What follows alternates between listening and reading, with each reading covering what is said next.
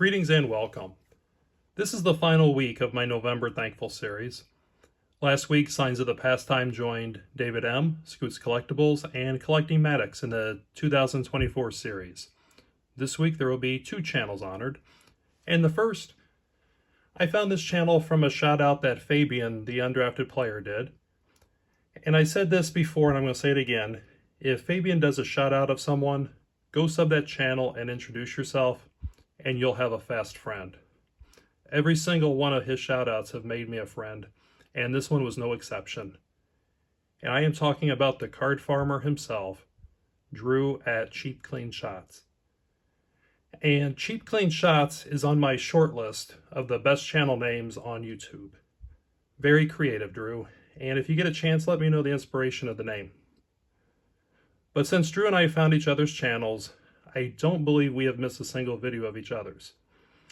And I say this with kindness, but out of all the channels I watch regularly, Drew has the most WTF am I watching videos.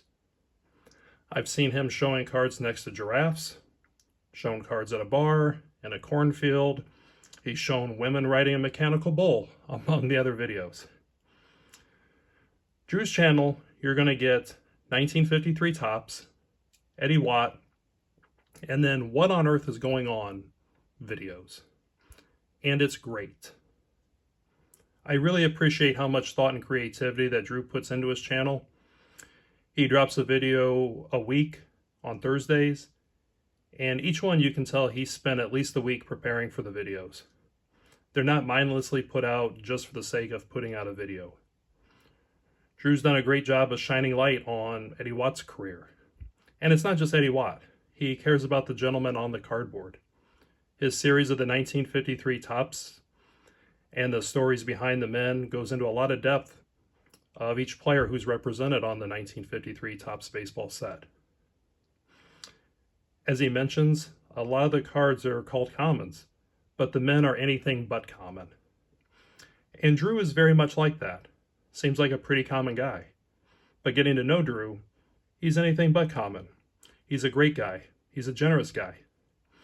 He does one video a week, but still fits in as many VRs within that one video a week to support others. He's done many channel shoutouts within his videos.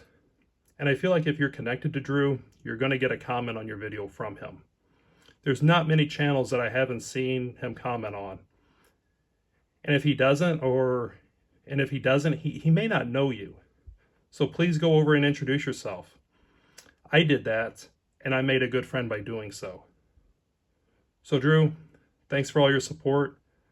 Thanks for not missing a video of mine in the last year and a half since we connected. Thanks for taking time out of your day to leave a comment on all those videos. And most importantly, thank you for your friendship. And last, but certainly not least, is Steve at Vintage on Vintage. And I'll be honest, I'm not real sure how Steve and I connected. I think it's that he commented on one of my videos and I did the same. And one comment turned into many, many more. And Steve, if that's incorrect, please let me know. But Steve is one of the few channels who may love vintage basketball as much as I do. Sure, everyone wants a few certain players, but when Steve was showing with enthusiasm a Skywalker Thompson card, I was like, okay, this guy, he's my kind of guy. And one of the main videos you'll see from Steve are SGC reveals. And I'm going to share a very unpopular opinion I have. And it's that I find reveals to be horrendously boring. I know they get a ton of views, which is why I think a lot of people do them. And that's fine. I get it. Still doesn't change my opinion of how boring they are. They're not creative. And there's only like 3 or 4 things that everyone says after each card's revealed. It's either the excitement that Chris Collinsworth gets when he's talking about Patrick Mahomes, like, ho ho, look how good this card looks in a tux or a PSA slab. Or, this card graded even higher than I expected. Or, oh man, this card was graded poorly. They saw something I didn't, so let's spend 5 minutes of the viewer's time looking for it. And maybe there's one more saying I'm missing. I don't know, but you get my point. But everyone is just so repetitive. Where Steve is different, though, is that his reveals are a massive part of his collection. The part of the hobby that Steve embraces and enjoys is going to shows, shops, etc., and looking and handpicking the cards he wants to preserve through grading that fit into his collection. The reveals to Steve are the end of the process, the cherry on top of all the miles driven, the searching, the negotiating, and then it's the preserving. And he makes that known in his reveals.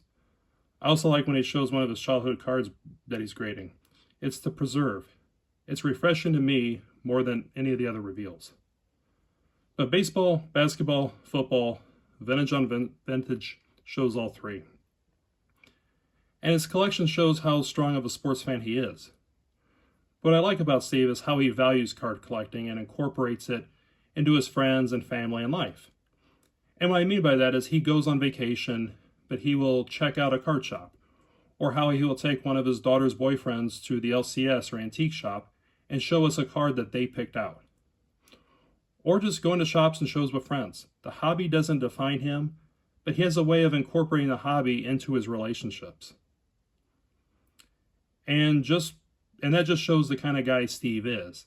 He's friendly, he's welcoming, he's a humble person who you can tell loves his family and friends. And if you're one of his friends, then your life is enhanced from knowing him. Steve, thank you for your friendship. Thank you for taking a chance on watching my channel and continuing to come back. I'll give you a holler when I make it north, and if you find yourself south, please let me know. I hope everyone has a fantastic Thanksgiving, and thank you for watching, and enjoy your collection.